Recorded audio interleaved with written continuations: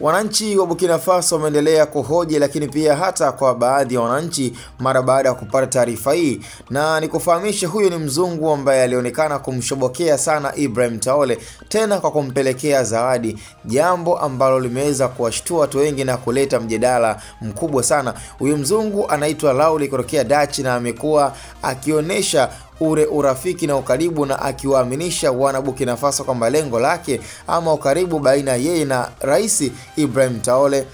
ama kitendo cha yeye kumtafutia zawadi na kumpa zawadi Ibrahim Traore ni lengo la kutengeneza udiplomasia, lakini pia na ule urafiki baina ya nchi tofauti tofauti. Na hata mwenyewe kwa kiuhalisia jinsi ambavyo amekuwa akiona jitihada na hata the way ambavyo amekuwa akipambana na kuongoza nchi ya Burkina Faso, basi amejikuta akivutiwa naye mpaka amefikia hatua mwamba imebidi aletewe zawadi bila ya kupenda. Na mzungu huyo ambaye kana kabisa kwamba sasa hivi ni kama mwamba amekuwa akifuatiliwa katika njia tofauti tofauti, na watu wamekuwa kama na kuhisi kwamba isije ikawa wanatumia akili mbadala wazungu kwa lengo la kutaka kumteka mwamba kihisia, na ndio maana pia wanaamua kutumia mwanamke kwa lengo labda pengine la kutaka kujua mambo tofauti tofauti, kwa sababu nafikiri tunajua udhaifu wa mwanaume ama udhaifu ambao unaweza ukatumika kwa mwanaume kuweza kumdhoofisha ama kuweza kumpatia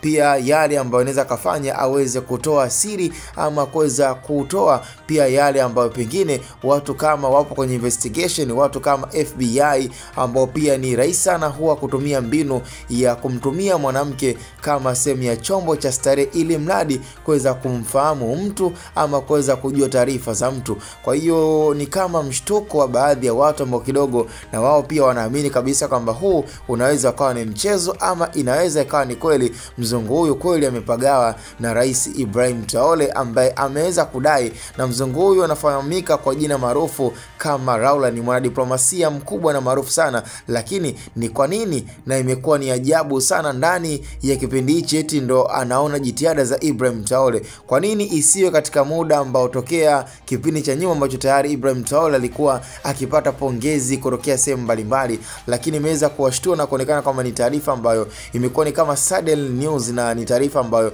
ni kama imewashtua wengi na kuona kwamba isije ikawa ni mtego ambao anaingizwa mdogo mdogo ili mradi aweze kuteketezwa Rais Ibrahim Traore. Yote inawezekana, huenda ikawa ni ukweli tu ule udugu na ujamaa, lakini huenda pia ikawa ni mbinu ama mchezo wa kutaka kumuingiza katika mtego Ibrahim Traore ili mradi waweze kummaliza. Haya yote inawezekana kwa wazungu. Cha msingi tukutane kwenye upande wa comment.